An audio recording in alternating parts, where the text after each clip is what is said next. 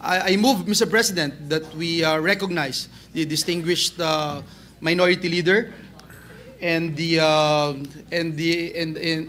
Senator Ping Lacson, who delivered a privileged speech regarding the evils of flood control programs, Mr. President. So move, Mr. President. Senator Ping Lacson and the minority leader, Senator Tito Soto, are both recognized.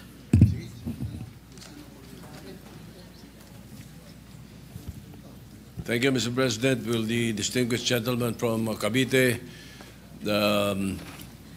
yield to some questions regarding his privileged speech last week? Certainly, to the distinguished minority leader, our minority leader, and I cannot let this opportunity pass without acknowledging the exemplary leadership recently displayed by our minority leader. Not many among our colleagues know that he gave way to all the members of the minority. No? Yung membership po ng Commission on Appointments, binigay niya kina Senators Legarda, Subiri, and Risa Ontiveros. Hindi lang yun, pati yung set, binigay pa po dito sa this humble representation. So that's the mark of a true leader, Mr. President. So thank you, distinguished minority leader. Thank you, kind sir. I am humbled by the manifestation. Thank you. Just to refresh our colleagues also, Mr. President, if I may continue. You mentioned in your privileged speech some contractors and some of the owners. Now, Mr. President, may I go on? The Alpha and Omega construction and the St. Timothy constructions were included in the top 15 flood control contractor list from President Bongbong Marcos on during his press conference. Yeah. And if I'm not mistaken, you also mentioned something to that effect in your privileged speech. Now, on the Securities and Exchange Commission papers, iba-iba po ang owners ng composition of the company. But in actuality, alam ng lahat na iisa lang ang may-ari nito. Same owner of the once blacklisted St. Gerard Construction. Now, they will deny this fact until they can. However, in one of the tax cases filed against them on 2022 before the Court of Tax Appeals, CTA case number 10472,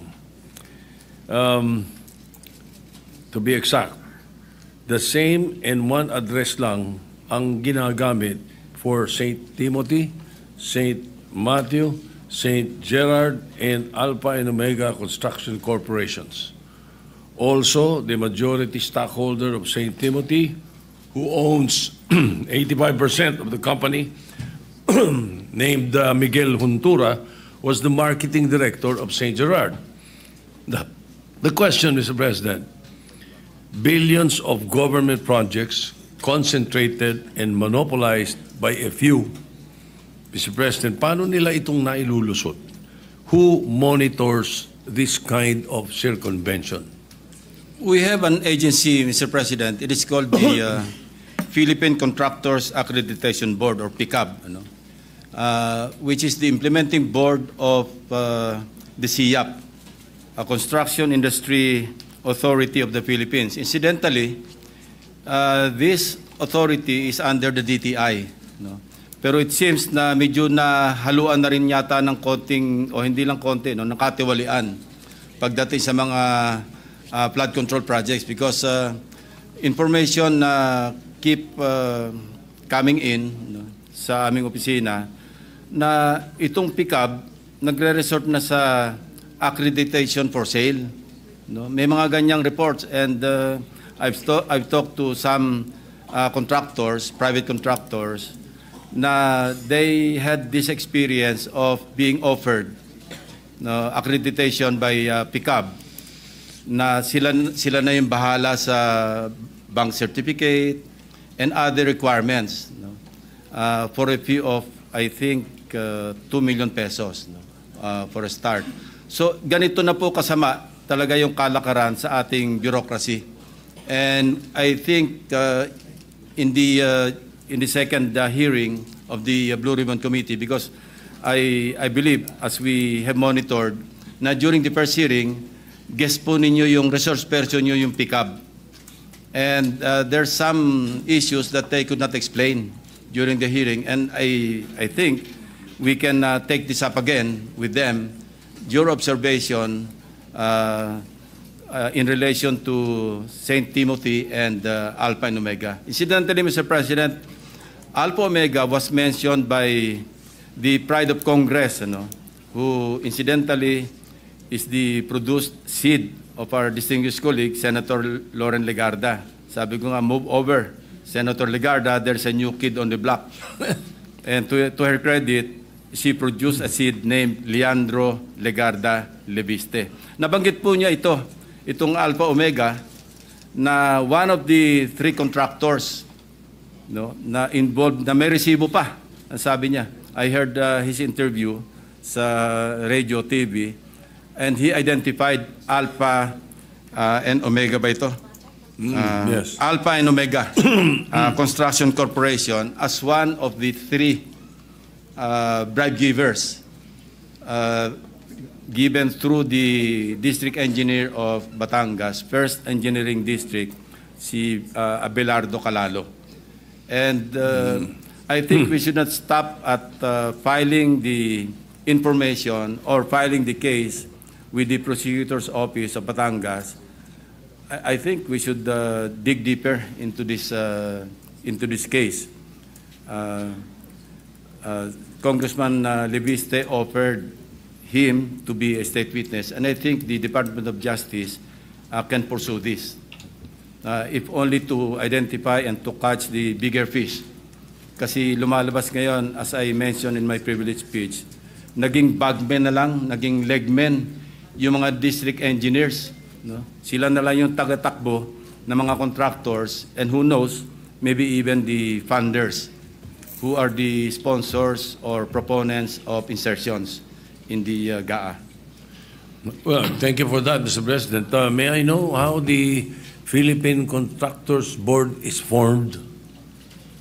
Ano ba ito? Paano nabubuo itong board na to? Who appoints the members? Who elect the members? Let me look into that, Mr. President. But I think that's a good question to be raised in the second hearing of the Blue Ribbon Committee, led by our distinguished colleague, Senator Marcoleta. I-take note natin, Mr. President, so we can ask this question. That's good. Thank you very much. Now, speaking of government officials, to determine the involvement of government officials or intertwined ownership with those who have been blacklisted or those who have tax evasion cases, do you think we should also try to dig deeper during the evaluation of project contractors, such as going into the layers of their ownership? Hindi po ba dapat ganun ang gawin? Certainly, Mr. President, we should look into that. Yung interlocking directorship ang tawag doon, na kung saan nile-layer, pero pag tiningnan mo yung corporation documents ng several corporations, nag-i-interlock yung mga director, sila rin. And of course, nile-layer para hindi ma-identify. And this is a practice being committed by, mga unscrupulous corporations that deal with the government, particularly mga flood control projects. Yeah, Mr. President, your guess is as good as mine also. Hindi ko nga alam kung paano nabubuo itong Philippine Contractors Accreditation Board. Kasi in 2023, the Bulacan River Project amounted to 96.4 million, was deemed completed. However, upon the ocular inspection of the President, stated that more than 200 meters of revetment was not built. And the contractor is St. Timothy Construction Corporation. O sila na naman yun. So after this anomaly, the PICAB, or yung Philippine Contractors Board, no? The PICAB license of St. Timothy was renewed from 2025 to 2027, allowing them to again participate in other massive government projects. How is this? How can this happen, Mr. President, Your Honor? Most likely, Mr. President, ghost project po ito. Yung minention nyo na 96 million na peso flood control project. Ang nangyayari po kasi, Mr. President, as I also mentioned in my privilege speech, minsan yung lisensya ng contractor, hinihiram na lamang ng District Engineering Office at sila na nag-implement. And the District Engineer is the one, you know, upon receipt of the what we call Project Designation Order. So mag-organize na siya, he will appoint the Project Engineer, PE. And he will also appoint yung inspector unit, yung mag-i-inspect. And even if hindi makumpleto yung project kasi nga ghost, no, mag-i-issue na rin sila ng tinatawag na Statement of Works Accomplishment. Puro papel po ang tumatakbo, ang umaandar without the project being completed. And I think there's a failure in the monitoring system of the Department of Public Works and Highways in the central office. Kasi meron silang monitoring office under, I think, under a USEC, ano, in the department. Ito yung nagmo-monitor ng progress ng lahat ng mga projects, not only flood control projects, but all kinds of infra projects under the auspices or supervision of the Department of Public Works and Highways. So I don't know how high up yung syndicate, but it seems that the DPWH has become a playground of syndicates. Kasi nung sinabi nga ni Secretary Bonoan na isolated case ang First Engineering District ng Bulacan, I did not believe him, Mr. President. Kasi mismong ang Presidente, pag nag-iikot sa iba't ibang lugar, may nakikitang ghost projects. I myself, my team, was able to validate this in Nauhan, in Sitio Dike, Barangay Apitong.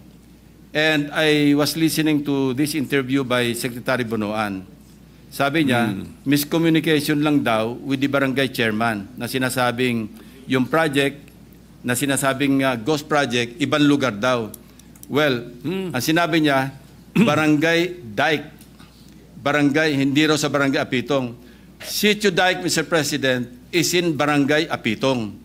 And our basis for locating that particular ghost project declared as completed, pero walang project na nangyari, pinabalidate lang namin doon sa barangay chairman and some residents na talagang wala silang nasaksihan na construction ng flood control projects in that area. Kasi isang sitio lang naman to, Mr. President. Ang sinasabi niya, miscommunication, mali raw yung aming team, which I cannot accept, Mr. President, because, you know, I have this habit of validating, counter-checking, validating again before I open my mouth, especially in a privileged speech, because I know I will be fact-checked. You know? And it really happened because andyan na yung media, nagpunta na doon sa mga binanggit kong ghost projects, and they were really fact-checking kung talagang ghost projects. And here comes the DPWH Secretary, no less, no, even accusing us, or insinuating at least, na mali kami, and mali rin daw yung media. So how could the Bulacan First District Engineering Office be an isolated case kung laganap na yung kaso? And man you, Mr. President, yung ginawa namin, in-undertake lang namin mga case studies because I already anticipated that line na hindi isolated case yan. Actually, we were ready to deliver, I was ready to deliver my privilege speech after Nauhan or after Oriental Mindoro. Sufficient na po yung mga case studies doon. But I told my staff, let's wait a while kasi sasabihin tiyak yan, isolated case yung Oriental Mindoro. Let's go to other places.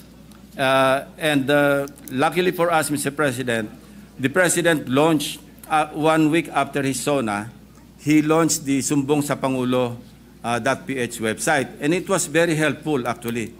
And it continues to help our netizens, the media, and other people concerned with anomalous flood control projects.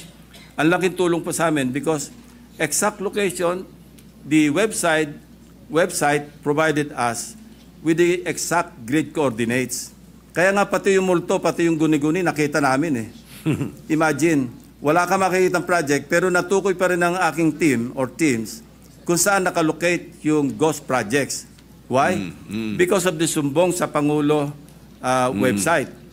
Hindi makakaila, Mr. President. That's the reason why we were able to locate several ghost projects, mostly in Bulacan. Kasi as I also mentioned in my privilege speech, yung Bulacan First District Engineering Office, yun ang pinaka-notorious, at least from where I sit, Mr. President.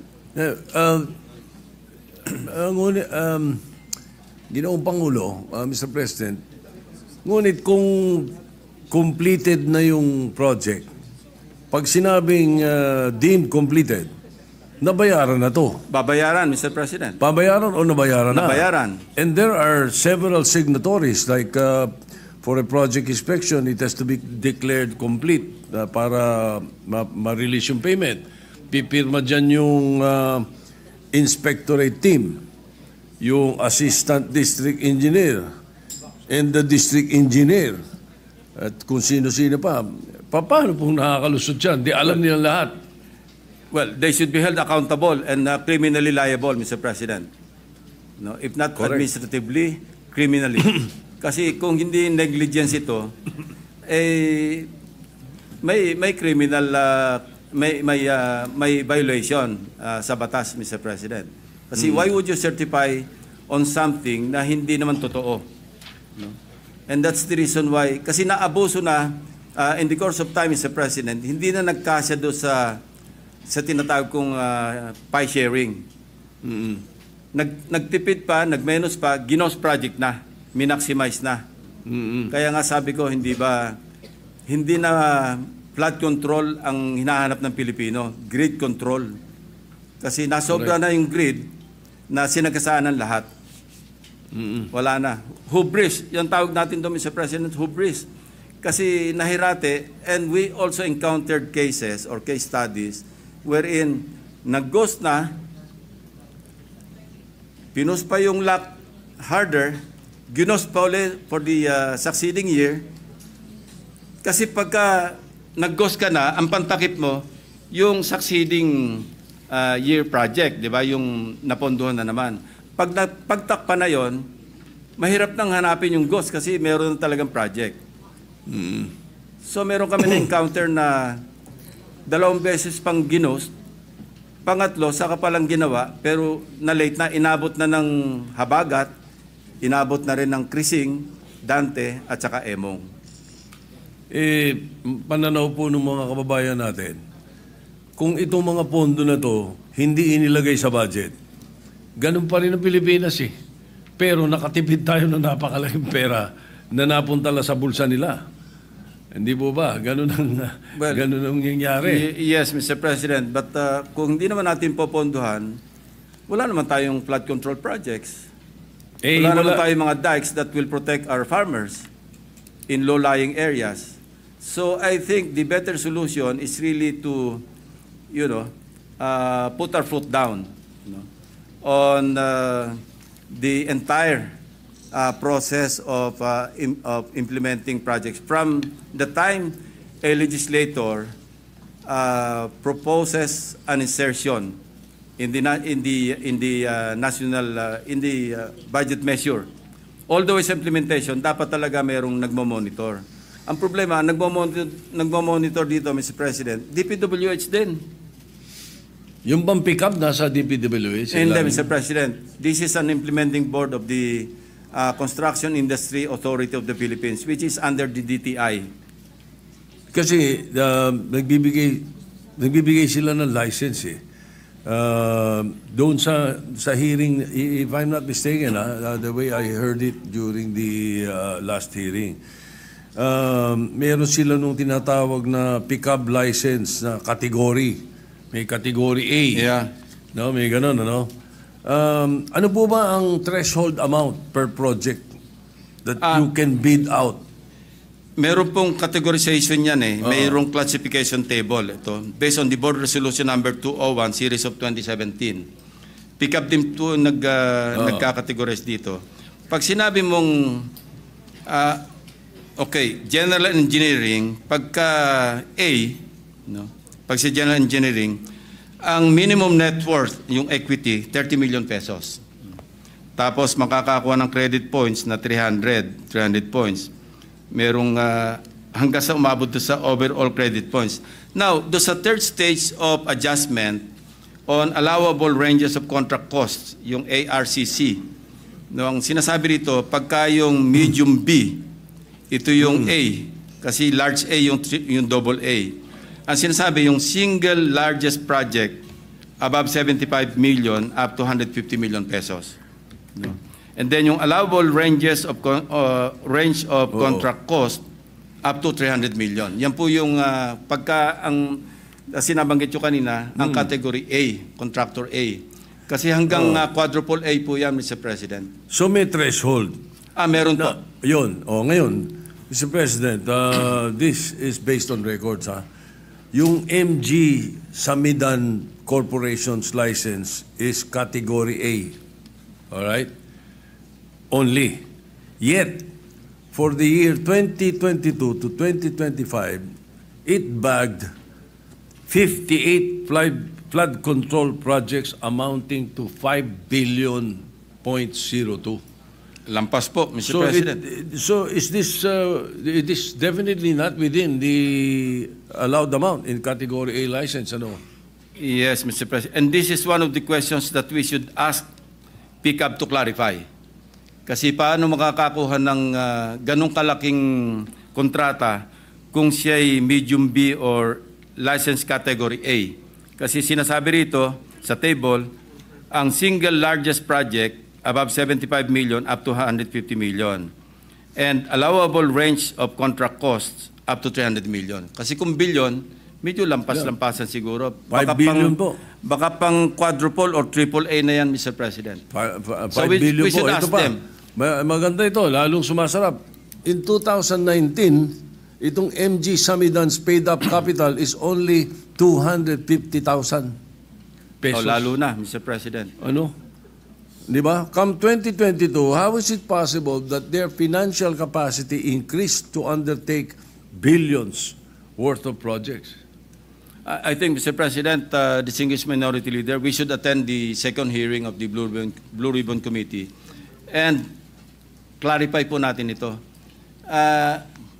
Wala po yung ating chairman ng Blue Ribbon dito, but I have a comment, if I may, Mr. President, distinguished majority leader. September 1 din yata yung first hearing natin ng DBCC. Baka naman pwedeng pagsalisihin natin yung petsa kasi parehong gusto nating mag-attend do sa dalawang all too important hearings. So baka naman pwede mapakiusapan natin yung Blue Ribbon na ilis man lang sa ibang petsa, not on September 1. Kasi September 1, I don't know kung anong araw yon, but if it's session day, maubusan tayo ng oras. Is it at the same time? Yeah, we take note of that, Mr. President.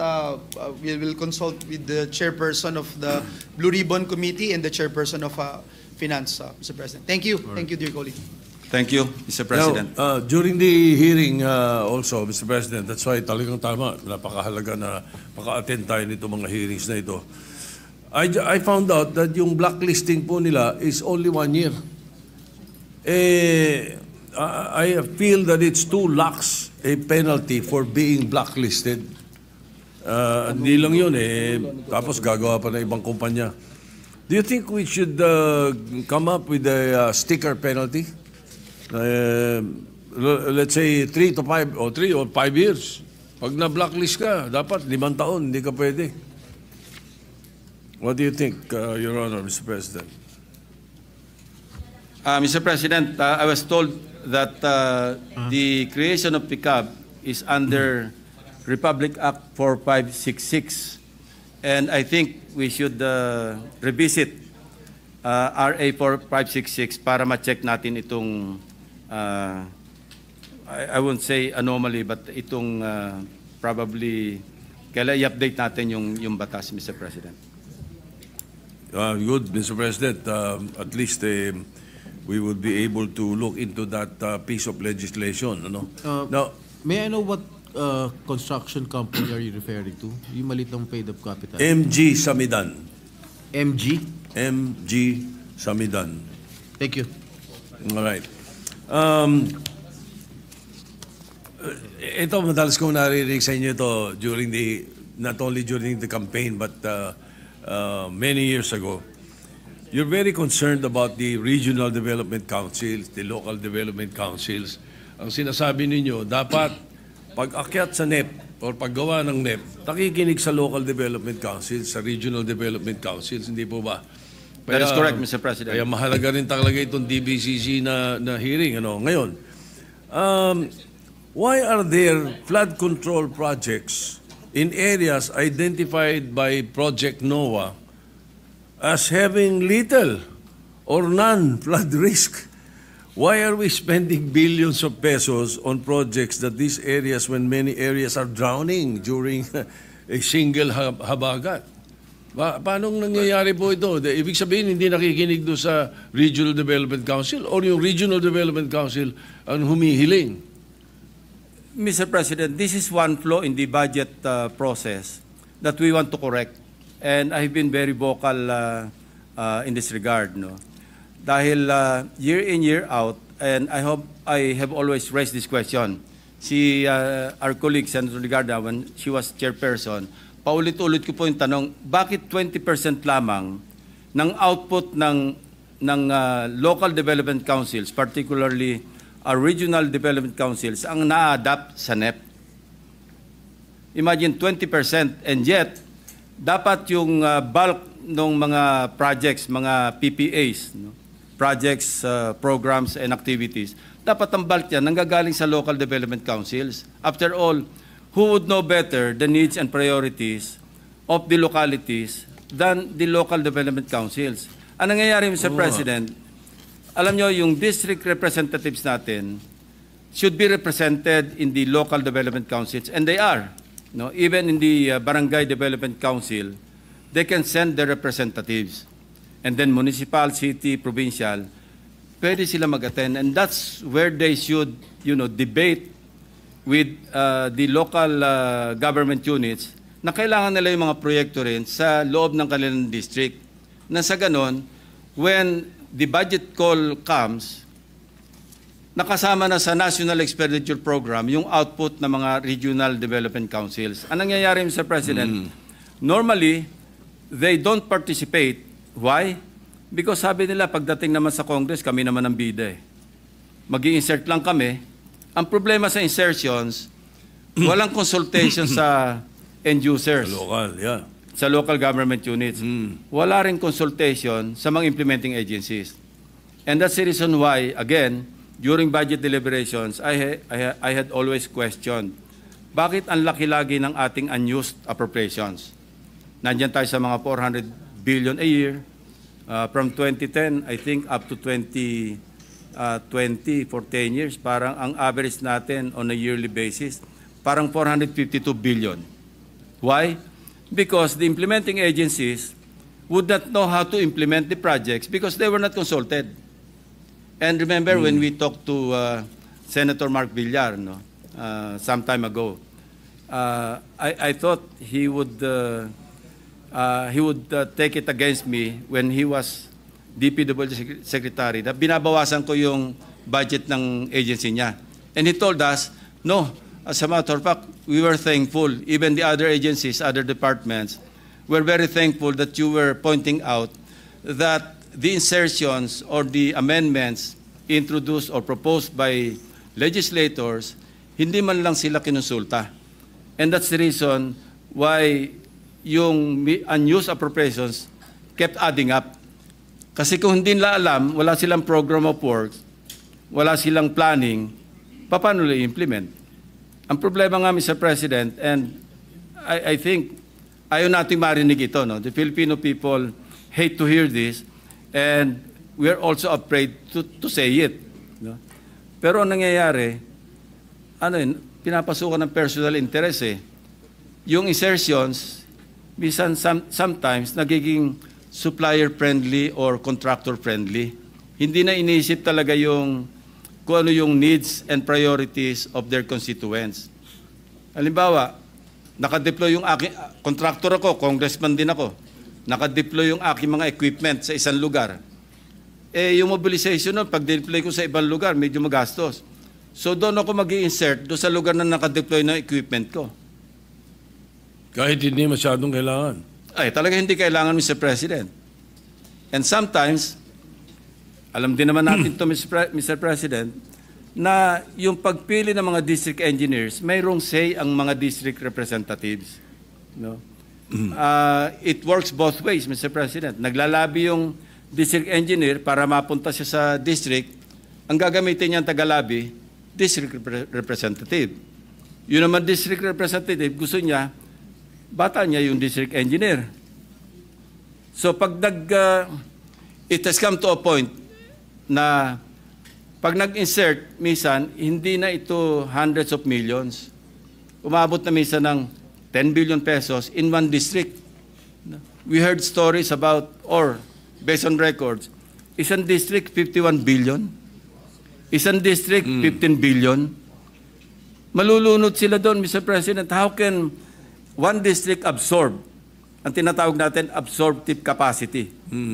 How could it absorb 51 billion pesos worth of projects in a district? Tell me, Mr. President. Imposible. I've heard the NCR mayors complaining. Don't you think it's time that the local executives and the Sanggunians be actively involved in flood control projects? I believe so, Mr. President. No? Kaya lang, pag nag-sign off yung local government units, halimbawa, bago makapag-start ng project, yung contractor sa isang munisipyo o sa isang probinsya, at hihingi pa ito ng permit sa mayor, nadagdagan na naman yung ating... Yun. Yan ang problema natin, Mr. President. So I think, ang pakialam dapat ng mga local government units, by way of the Local Development Council, sa planning, Mr. President. Dapat dyan sila mas malaki ang pakialam. And then, after the completion of the project, may pakialam sila to inspect kung nasunod ba yung specs, kung naandyan ba talaga yung project, hindi ba ghost. I think, doon sa dalawang phases na yon, doon dapat may pakialam yung mga local government units. But, in the process of implementation, pag binigyan natin ng poder, at kung mo ng permit, madadagdagan yung slice ng pie, Mr. President. So mas pwedeng pakinggan itong sinasabi. Kasi si Manila Mayor Moreno, sabi yung 200 flood control projects daw in Manila worth 14 billion ay wala raw lahat permit. So in other words, hindi kumuha ng permit sa kanila kasi. Pero ang sinasabi naman ni Mayor Belmonte, Joy Belmonte, many flood control projects bypass the LGU not as far as permits are concerned, but as far as the redundancy or alignment with their city plans. So more or less, lumilinya sa sinasabi mo, yung sinasabi Yes, Mr. ni Mayor President. Belmonte. All right. Now, one final question, Mr. President, Your Honor. Do you think it's time we put a cap on how many government infrastructure projects a contractor may be awarded? Let's say a maximum of 5 projects, tapos hindi annual. Total, ilang daan yung mga kontratista na yan, napakadami nila. Maraming maliliit, maraming gustong tumulong, nakukupong ng 15. 500 billion, 15. I think it's about time, Mr. President, we study the possibility of having a cap. Will you agree to that, Mr. President? I could not but agree, Mr. President, na kasama nito pag na-revisit natin yung RA 4566, the law that created the PICAB. No? Baka pwedeng lagyan natin ng cap. Huwag naman yung makopo ng... Well, there's always 1,000 ways to skin a cat, so to speak, Mr. President. No? Magagawa lang ng napakaraming corporations o construction companies, yung isang contractor, di ganun din ang suma total, Mr. President. Pero doon papasok naman yung sinasabi natin sa board na scrutinizing nila ang mga members nitong mga kumpanya na ito at kung sino-sino lang. I agree, Mr. President. This is really a very complex problem, no? Maganda lang, it has come to light because of the SONA of the President, followed up by his Sumbong sa Pangulo website. Kaya medyo nagising din yung ating mga kababayan na maging involved na because after all, these are taxes that they keep paying, no? Pumunta ka lang sa mall, sa grocery, taga ka agad ng 12% VAT eh. Wala naman lumiligtas sa tax, maski yung tax evader, hindi makaligtas sa VAT eh. And so also, we should all get involved and we should all really, for a change, you know. Kaya nga ako, when I was interviewed once, and I intend to manifest during the hearing, the first hearing with the DBCC, gusto ko i-manifest, Mr. President, for a change, i-adapt na lang natin yung NEP eh. So it's all on the executive department. I-monitor na lang natin how, or i-oversee na lang natin how they implement their own budget. No? But you know, it's easier said than done, no? Because we're only one house and we are 24. Of course, some of our colleagues have their own advocacies, no? Well-intentioned as they are, na hindi rin naman siguro papayag na as is where is yung ating NEP. okay. But I'm tempted to manifest and even move that we adapt. Wala pa tayong trabaho. May Pag-usapan Mr. natin, President, with the indulgence of our minority, I will just, I can end this now. I can end this, Mr. Majority Leader. Thank you very much. At malaking bagay din nakatulong yung privilege speech ng ating colleague from Cavite. Congratulations for that and thank you very much. Majority Leader, thank you. Yes, I am thank I you. am done. Thank you. Thank you. Thank you, Mr. Soto, President. Mr. Majority President, Leader. just one interjection, considering that our dear colleague, Senator Lacson, made that statement on the National Expenditure Program. I have heard in the news yesterday, or 2 days ago, that some members of the House were saying it's all in the NEP, even those projects that were inspected. So my only question, Mr. President, is it possible that in the submission of the National Expenditure Program, some of the nominations or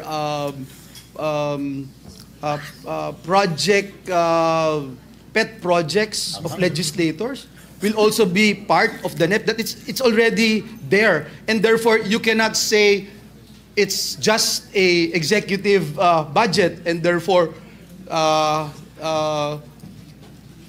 wala na sila, excluded na yung kung sino man yung proponent ng isang proyekto. That's a question that I'd like to, just one question. It is already happening actually, Mr. President. You know, I talked to one official from the DPWH.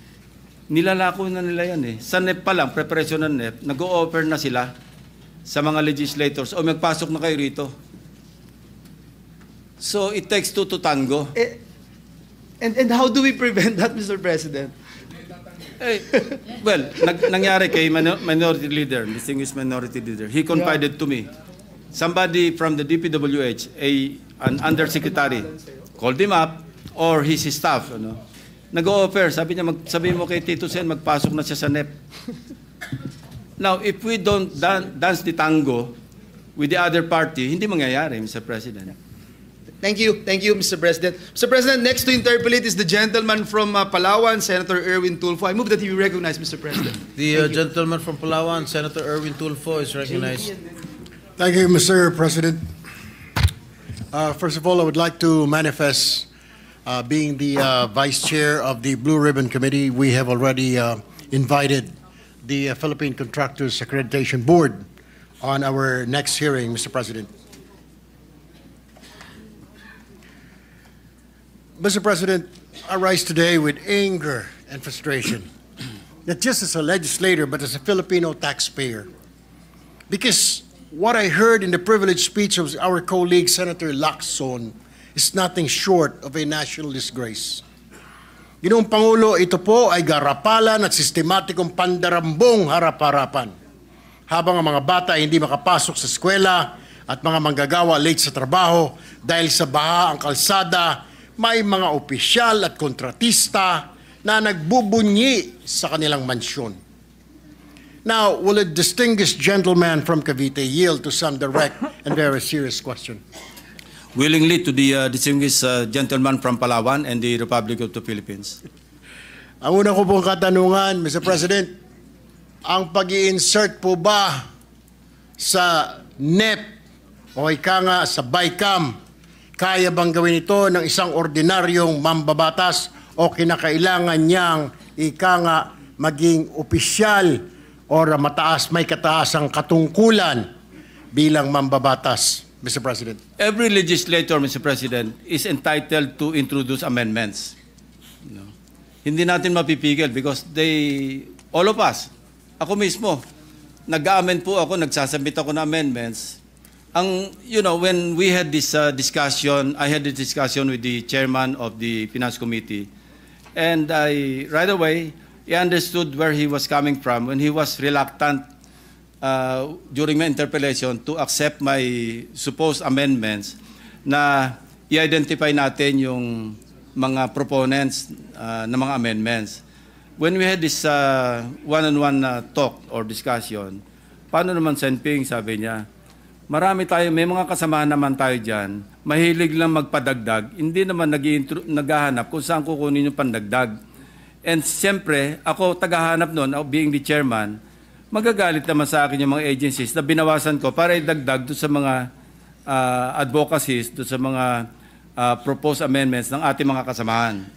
And that's the reason why I counter-proposed to him na okay, accepted, pero baka pwedeng, pag nakita ko may umusbong sa isang agency, pwede ko bang tanungin sa iyo kung sino yung responsible na nagpadagdag sa isang agency? And he agreed. No? And that was good enough for me because I thought at the time that the outcome would be the same. No? Na ang importante, Mr. President, if something goes wrong with the implementation of the project at na-trace back natin do sa legislator, congressman man o senador, na siya yung nag-propose, somehow, meron siyang shared responsibility to see to it that the implementation of the project na dinagdagan niya ng pondo, maayos. But, if we don't have the mechanism to identify or to backtrack and trace back to the proponent or proponents of the amendments, then wala, malakas ang loob. Imagine, Mr. President, punta tayo sa Nauhan, Oriental Mindoro. No, kitang-kita na natin, hindi ko nga binanggit yung pangalan niya because I didn't want to mention any name of any legislator. But, initially, when I was discussing with my staff, sabi ko, i-blur na lang natin yung pangalan. No, kasi nag-iisa yung mame-mention. But the day before I delivered the speech, sabi ko, teka muna, bakit ba tayo magko-cover up sa kanya? Siya naman ang umaamin. Nakalagay, funded by his office. Tapos nakalagay doon, congressional allocation, accomplishment report. And then when he was interviewed on the same day or the following day after my privilege speech, wala akong alam dyan. No? But I also pointed out in my privilege speech na sa NEP, 810 million lang yung nandun eh. Pero nangyari, pagdating ng GAA, naging 1.9 billion. So sino ngayon nagpasok ng 1.1 billion? Worse, Mr. President, hindi pa sa regular budget kinuha. Kinuha niya from the Special Purpose Fund, from the unprogrammed appropriations, which is under the Special Purpose Fund. How can you, ngayon lang ako nakarinig na from the regular budget, nag-realign papunta sa unprogrammed appropriations and vice versa. Hindi po nangyayari because yung regular budget, ito yung items in the GAA na talagang ito yung nakakalat sa mga implementing agencies. Now, unprogrammed appropriations under the Special Purpose Fund, ang tawag po dito, standby fund, augmentation. Pag kinapos ang pera sa regular budget, huhugot doon sa unprogrammed appropriations. And there are requirements. Hindi ganun kasimple. Kailangan merong excess revenue collection or merong bagong revenue measure o kaya may approved loan. Napakahirap pong i-access. Kaya this will be one of the questions that I will raise before the DBCC to ask DBM paano na nakapag-allocate nakapag-release ng SARO sa isang proyekto na hinugot yung pera from the program fund. Marami po tayong dapat i-correct, Mr. President, kasi ang pagkaalam ko sa budget natin, tatlo po yan eh. Regular budget, special purpose fund, and automatic appropriations. Now, when will we stop? Baka mamaya pati automatic appropriations i-realign na rin. Okay. Mr. President, sa inyong pong nakaraan na privilege speech, nabanggit po ninyo ang paggamit nga ng unprogrammed funds for flood control projects. Maaari niyo po bang ipaliwanag for the record paano itong mga pondo na ito na na-access at nagagamit despite their nature as one program, Mr. President? Hindi ko pa maipapaliwanag yan kasi mahirap pong gawin yan eh. Ang pwede magpaliwanag dyan, DBM. Paano na-access yung unprogrammed appropriations para i-allocate sa flood control project. Ang masama, substandard pa. Sa inyo pong research, Mr. President, were there instances where unprogrammed funds used to finance projects that turn out to be anomalous, incomplete, or even non-existent? Yes, Mr. President. Doon nga, sa case study namin sa Oriental Mindoro, yung 1.1 billion na nanggaling sa unprogrammed appropriations, yung iba doon nahugot para gawin yung isang proyekto na substandard. Kaya nga tigas ng katatanggi yung congressman eh, na hindi akin yan. After owning up, no, by way of billboards, banners, even on Facebook, na siya mismo yung nag-post, na ako yung nag-allocate, talagang ano, sabi ko nga, mapag-angking congressman. Now, it's very easy to deny na siya yung responsible sa realignment or sa insertion because hindi mo matitrace eh, walang record. Sa House kasi, di ba, sabi nga ni Congressman Toby Tiangco, small committee. No? Isasabit sa small committee and then bahala na, wala nakakaalam, walang record. Even in our case in the Senate, di ba ang practice natin, magko-caucus tayo, and then the chairman or chairperson will just ask the individual members, magsabit na kayo ng individual amendments. I understand the predicament of the chairman, Mr. President, because if we tackle everything on the floor, hindi tayo matatapos. Kaya ginagawa na lang, for exigency, magsabit na lang kayo ng written amendments. But, Mr. President, sana man lang, alam natin kung sino yung nag-submit ng written amendments. Kasi meron daw tayong kasama rito, magdadagdag sa isang department ng 5 billion. Wala namang kasama kung saan kukunin. I think we should be responsible enough na pag nagdagdag tayo sa isang department, sa isang agency, tayo na rin ang humugot kung saan kukunin. Para kumpleto kasi zero sum yan, Mr. President. Para bang plus minus, we will end up with the same sum, total. Kasi we cannot increase the budget. We can only reduce or maintain the total the net total of the items or the funds for that particular GAA. Mr. President, you also mentioned coded budget in Bulacan First District. There were 28 projects all pegged in 77.199 million. Sa dinami-dami po ng ahensyang naghimay-himay ng budget, bakit po nakalusot? Bakit ngayon lang natin ito nakita? Bakit tila hinayaan natin na mangyari ito, Mr. President? The same question lingers in my mind, Mr. President. Paano nangyari? I cannot answer your question, Mr. President. Mr. President, sa darating po na budget deliberation, paano po ito dapat bantayan, lalo na ng mga parte ng inyo pong grupo ng minorya? Well, sa akin, one good deterrent is to identify the proponents of the amendments or insertions. Malaking deterrent po yun.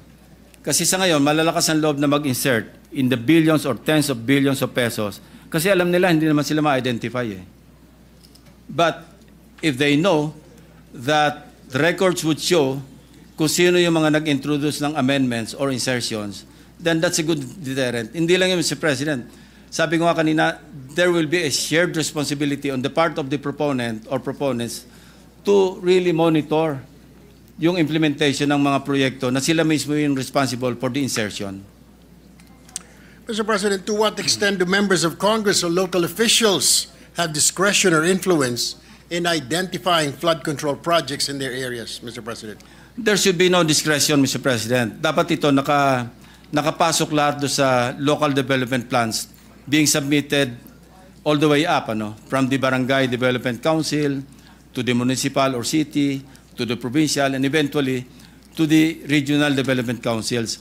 I'm glad that the President issued Executive Order number 82, enhancing or strengthening the regional development councils. And I hope maging active talaga yung mga regional development councils, yung mga local development councils in the crafting of the National Expenditure Program. Ang problema, the timing is off. No? I heard from most governors na while the budget call happens sometime in February, March, April, prior to the son of the President, kasi within 30 days, kailang may sabit na yung NEP sa House of Representatives. The problem is, hindi pa tapos yung mga regional development councils. Late na sila. So hindi na sila makakahabol sa budget call. I think DBM or the DBCC, Development Budget Coordination Committee, should take a second look do sa timing or the pacing of the budget process. Mauna sana dapat yung pag-submit ng mga regional development councils. Anyway, members din naman doon yung mga regional directors ng national agencies along with the governors. Dapat mauna sila bago mag-budget call. Nasa ganon, nakasynchronize yung mga needs and priorities ng mga local government units doon sa ipiprepare na National Expenditure Program or the President's budget. Pangulo, nabanggit din po ninyo sa inyong nakaraang privilege speech na may mga contractors tulad ng Darcy and Anna Builders, Wawaw Builders, that are repeatedly implicated in fake or recycled projects that are so-called ghost or guni-guni projects. Bakit po nangyayari ito? Ano po ba, meron po bang pamamaraan, Mr. President, na maiwasan na ito sa susunod, na ito po'y matanggalan na lisensya, na ito po'y makasuhan para hindi na po umulit pa? Rightly so, Mr. President. We really should run after these people, But, of course, we also have to rectify yung mga flaws sa ating sistema sa gobyerno rin. Because it is the PICAB that issues accreditation, even to agencies na nabanggit na nga ni Minority Leader kanina, na may kaso na sa Court of Tax Appeals, nire-renew pa yung accreditation. Tapos single A lang yung ang categorization, bibigyan mo ng pagkalakalaking proyekto.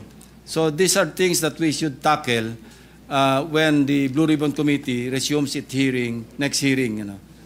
We should raise this issue with PICAB, with DPWH, with all the agencies that should clarify these matters. Mr. President, I have last two questions. Would the good gentleman, the former chief of the Philippine National Police, that the existing or that the specific gaps or loopholes in the current accountability chain from project design to fund release to monitoring allow corruption and inefficiency to persist unchecked?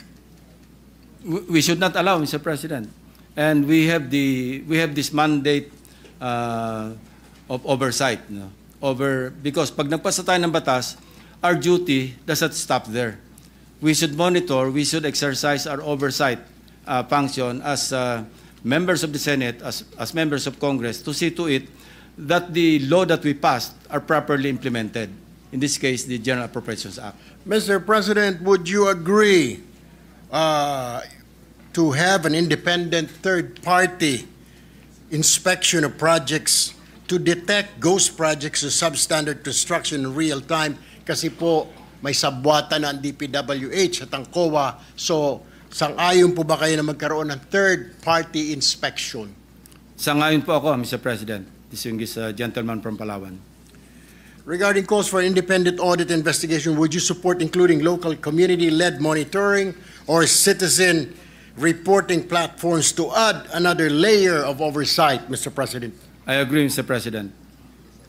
Finally po, Mr. President, would you happen to know ang kontraktor na kamag-anak po ng isang COA official or other government agencies? Alam po natin lahat yan, Mr. President. Maraming salamat po, Mr. President. Now I yield the floor. Thank you. Thank you, Mr. President. Thank you, Senator Tulfo, Majority Leader. Yes, so Mr. President, next to interpolate is our Deputy Minority Leader, Senator Risa Ontiveros. I move that she be recognized. Senator Risa Ontiveros, recognized.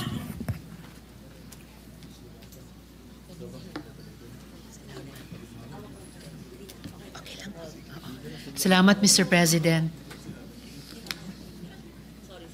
To my respected colleague in the minority, maaari po bang makapagtanong din ng ilang mga tanong? Opo, to the distinguished lady from Capiz. Salamat po, Mr. President. Mr. President, sa privilege speech nyo, nabanggit nyo po yung mga questionabling proyekto na ipinasok sa General Appropriations Act. Paano po ba sinisigurado na yung budget na pinasok para sa mga proyekto ay napupunta sa piling contractors, Mr. President? DPWH po makakasagot niyan. Sila kasi nag-a-award. No? Sila yung may Bids and Awards Committee. Sila lahat yung responsable pagdating sa implementation.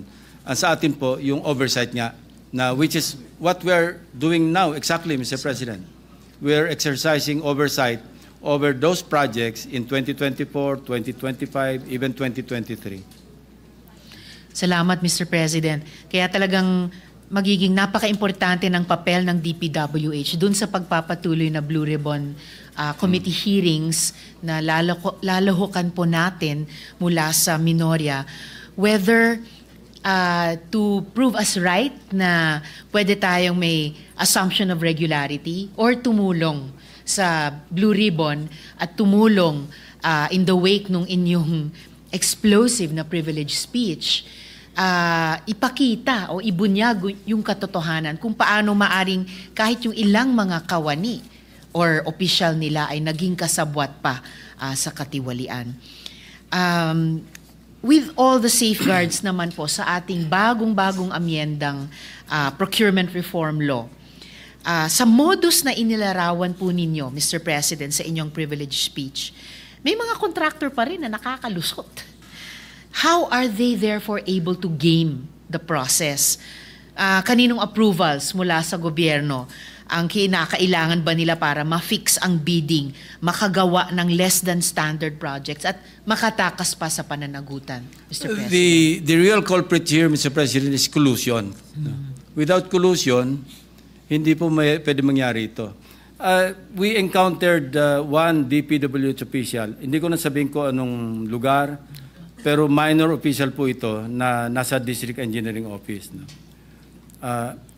Ayaw nyo pong mag-sign off kasi member siya ng inspection team. Pagka may ganun, hindi makakalusot kaya merong isang ayaw makisama. So, the real culprit really is collusion.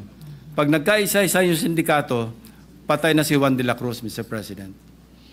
At alang-alang kay Juan de la Cruz, sana, Mr. President, mabuhay yung ganyang mga minor members. At mabuhay si Leandro Legarda Leviste, Mr. President. Mabuhay si Leandro Legarda Leviste. No, this is the Mr. first time that I President. heard na yung congressman mismo ang nagpa-entrap doon sa nagbabribe sa kanya. No? It's really a breath of fresh air. No? Hindi, talaga, no, not because Senator Legarda is here, you know. Hindi ko kaano si Leandro, but I feel very proud of him, ano. And I'm proud to be associated na at least colleague natin sa Senate yung nanay niya. Speaking as a fellow woman, maraming salamat po para doon, Mr. President. At sana nga po, yung nararamdaman po ninyo, Mr. President, na breath of fresh air, pag pinagsama-sama yung mga dumarami at lumalakas na efforts sa ngayon, yung sinight po ninyong website na nilaunch ng Office of the President, yung inyong privilege speech, Mr. President, yung pioneering effort ni Representative Leviste, yung pagpapatuloy ng ating Blue Ribbon Committee hearings, ay sana po talaga magkaroon ng isang kind of counter-collusion dito sa collusion na sinasabi nyo nga, Mr. President, na yun ang pinaka-culprit para itong mga krimen na ito and continuing crimes na ito ay hanggang ngayon, hanggang sa point in time na ito ay hindi pa effectively challenged. Baka ngayon po ay pwede po nating pagtulong-tulungan lahat. Yes, dito Mr. sa President. Senado. If it's not asking too much, I would like to propose that the Sumbong sa Pangulo website be expanded to cover other infrastructure projects, hindi lang flood control.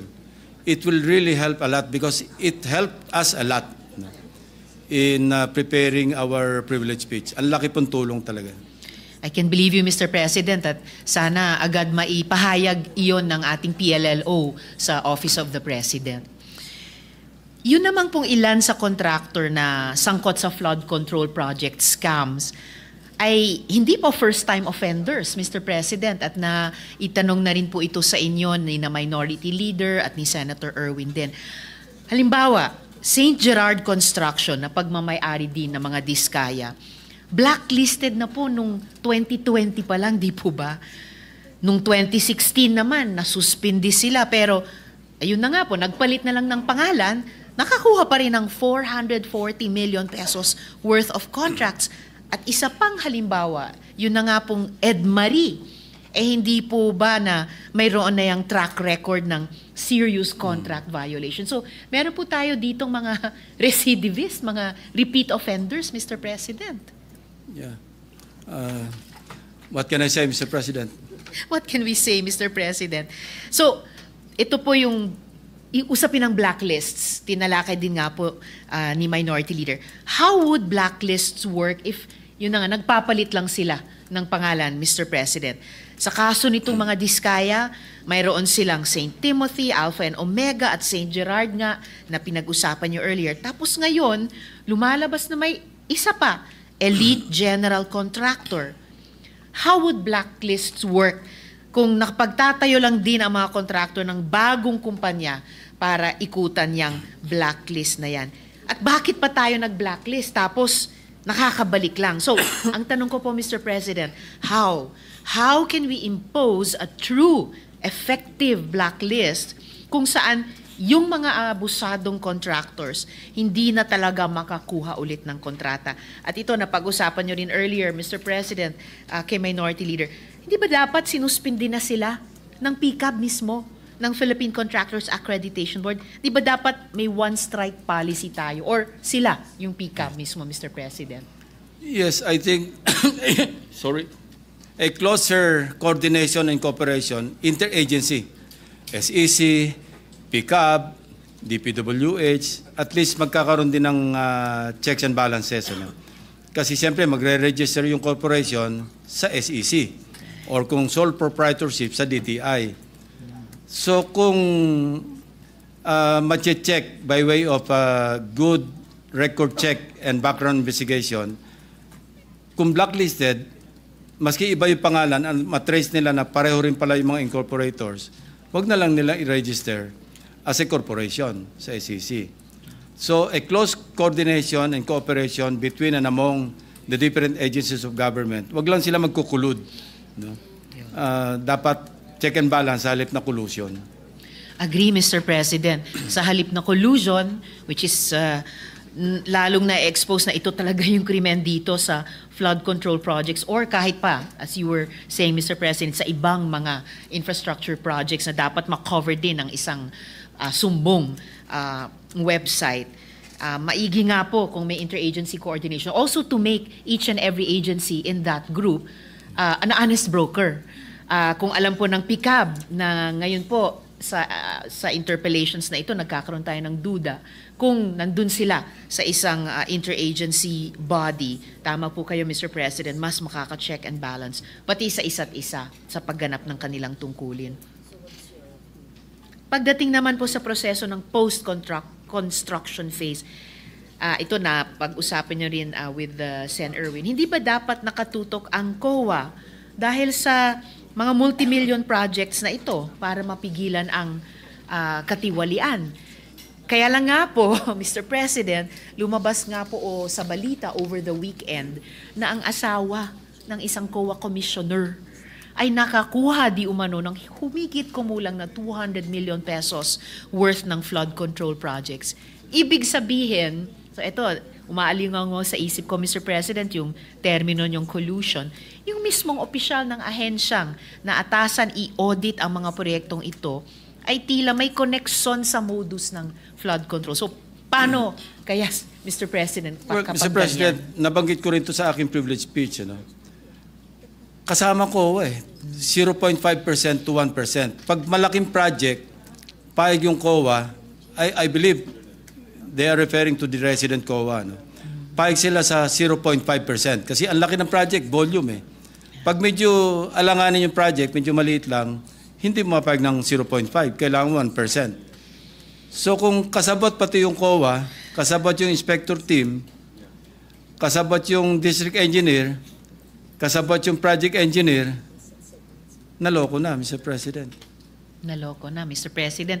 May layers of collusion pala na pinipeel away lang Well, ngayon. you know, Mr. President, coming from law enforcement, ako laging ang aking, where I'm coming from, gusto ko talaga merong certainty of punishment. Kasi pag hindi napaparusahan, lalong na-embolden, at the same time, lumalakas sa loob ng mga susunod, nakakalusot naman gagaya na rin ako. Pero kung merong maparusahan, mag-iisip na maraming beses yung susunod. Mahirap na yan. Merong naparusahan, merong na-convict, merong nakulong. That's the problem, Mr. President. I agree, Mr. President. Yan ay problema at kaya nakikiisa ako sa panawagan nyo, Mr. President, na nabasa ko, narinig sa media recently na dapat talaga may kahit siguro isang malaki na mapanagot dito sa flood control scam na ito bilang deterrent nga for future crimes or criminals to think to commit such crimes. Nakikiisa ako dahil yan din ang paniniwala ko sa pinakamabisang deterrent sa krimen. Kahit pa sa pananaw ng restorative justice, ito ang pinakamalakas na deterrent ay yung certainty na yung gagawa ng krimen ay mahuhuli, maiimbestiga siya kapag at mapoprosecute at kung guilty siya ay masisentensyahan, mapaparusahan. Huling tanong ko na lang po, Mr. President, may paraan, dahil pinag-uusapan natin layers of collusion and therefore dapat layers of accountability. May paraan ba para mahabol ng gobyerno yung mga contractor at i-compel sila na tapusin ang kanilang mga proyekto at their own cost? Magkano po ang porsyento na napupunta ulit sa warranty or performance bond para sa mga 10%. nasirang Yeah, 10%. Ang laki. So, anong pagwawasto o indemnification ang maaaring singilin laban sa mga contractors na may mga proyektong nasira, Mr. President? Depende sa violation, Mr. President. Kung obvious naman, lalo na kung ghost project, alam nga namang i-repair lang nila yung ghost project nila. Dapat yon talagang prosecution kaagad ang katapat. Opo. Alam nyo, Mr. President, sa privilege speech nyo at lahat ng mga sumasabay na developments, nagkakaroon tuloy ng bagong kahulugan ng ghosting. Hindi na lang po sa mga personal na relasyon, pati po sa relasyon dapat ng gobyerno at private sector sa ating mga mamamayan. Dahil tama pong sinabi nyo, Mr. President, ang perang ginoghost dyan sa mga proyektong yan ay galing talaga sa buwis ng mamamayan. So in closing, Mr. President, lubhang nakakabahala ang tila sabuatan, collusion nga, na nagaganap sa pagitan ng iba't ibang ahensya ng gobyerno para makakubra at makalusot sa modus ng flood control. Mula sa mga baluktot na contractors na gumagawa ng substandard at ghost projects, sa mga opisyal na mga ahensyang naatasan mag-implement ng mga proyekto na pumoporsyento naman sa mga proyekto, ang ibang mga politiko o nagtangkang maging politiko na nakikinabang sa pondo ng bayan, hanggang pa sa ilang taga-COA na dapat nire-review ang mga kontratang ito pero tila naging kontratista rin. O mga pikab na kailangan pang patunayan sa Senado, sa Blue Ribbon na ginagawa nila ang kanilang tungkulin talaga. Marami pong salamat muli, Mr. President, Senator Lacson, sa pagbibigay liwanag sa issue na ito. At ngunit, Mr. President, totoong hindi ito nagtatapos dito. Maraming salamat po, Senator. Thank you, Mr. President, and to the distinguished lady from Capiz, maraming salamat po sa inyong mga tanong. Thank you, Senator Risa, Majority Leader. Yes, Mr. President, next interpolate is this representation. I move that I be recognized, Mr. President. Who? This representation. All right. Please proceed. Mr. President, I would like to manifest my support to the revelations made by the gentleman from Cavite in his privilege speech, and ask a few questions later. Ang issue pong ito tungkol sa mga flood control projects ay hindi po biro. Ito po ay nagdudulot ng pagkawatak-watak ng mga tirahan, ari-arihan, kabuhayan. Tila inanod at tinangay ng rumaragas ang baha ang pera ng sambayanan dahil sa kapabayaan at kasakiman. Sabi nga ng ating Pangulo, mahiya naman kayo. Pero ngunit talagang hindi siguro tinatablan ng hiya ang mga walang hiya. Sabi, nung nanonood nga ako ng isang linggo, Mr. President, na habang sa presentation at sa privilege speech ni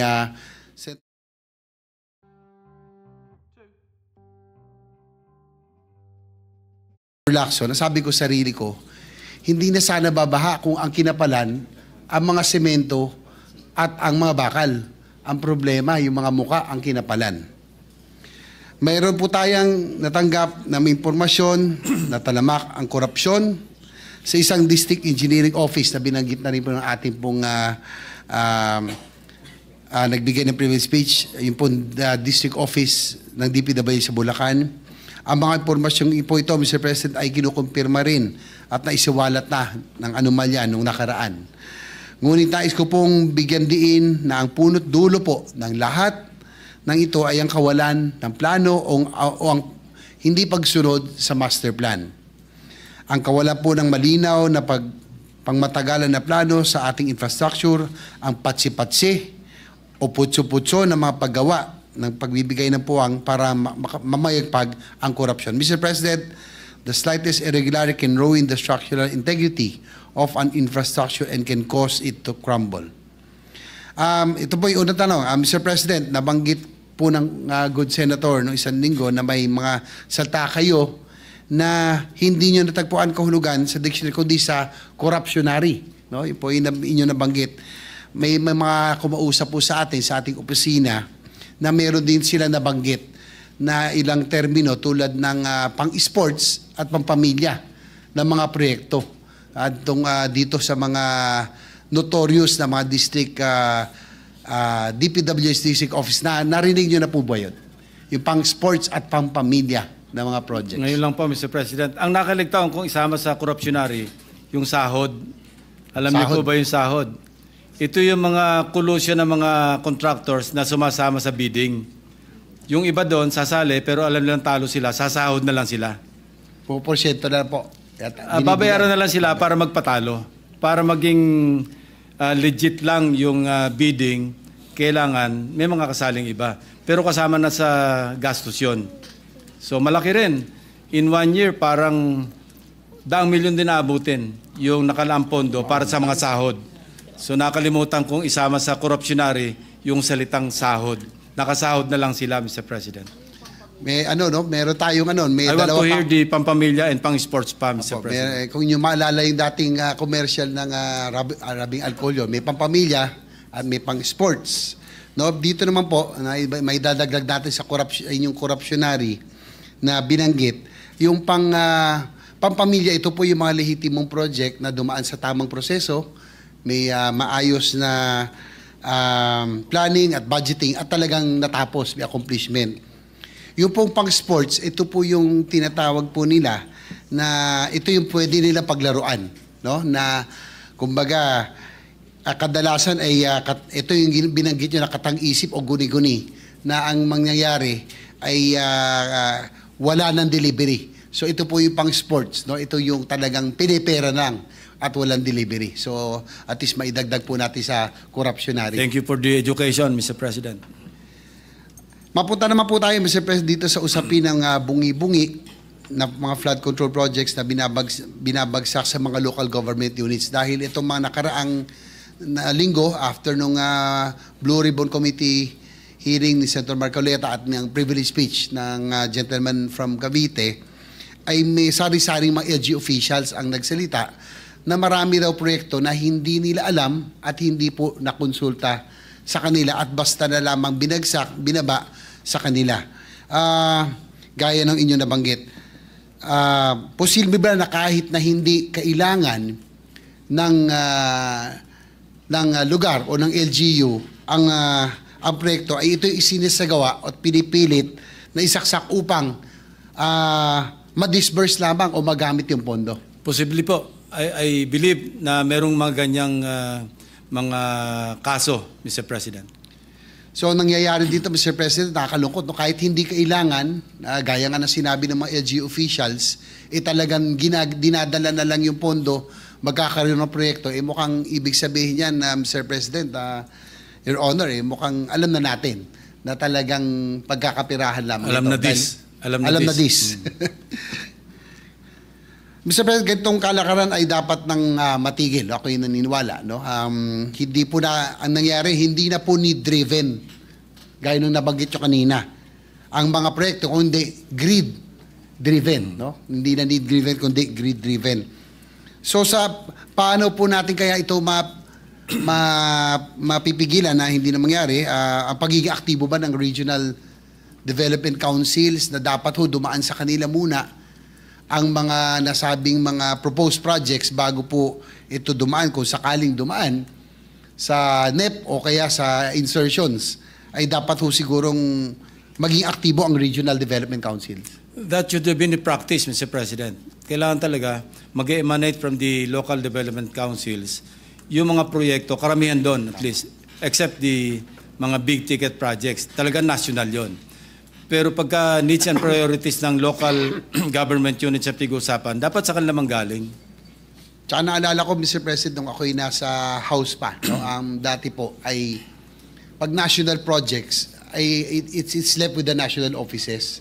Ang pwede lang ho natin na magkaroon intervention, yung po mga barangay roads, no, yung mga very local, barangay halls, municipal roads, and the like. Kaya lang mukhang in the recent years, mukhang naiba po ang lahat ng ito at mukhang tinakailangan. Kailangan talagang magkaroon ng overhaul para po mabalik sa bago, sa dati. I couldn't agree more, Mr. President.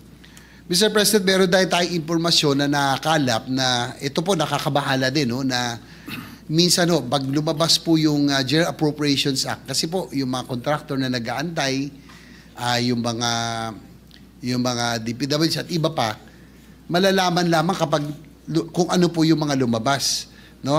So yung mga detailed matrix, mga project plan, minsan daw in 2 weeks kinakailangan ho nilang tapusin. So nakakabahala dahil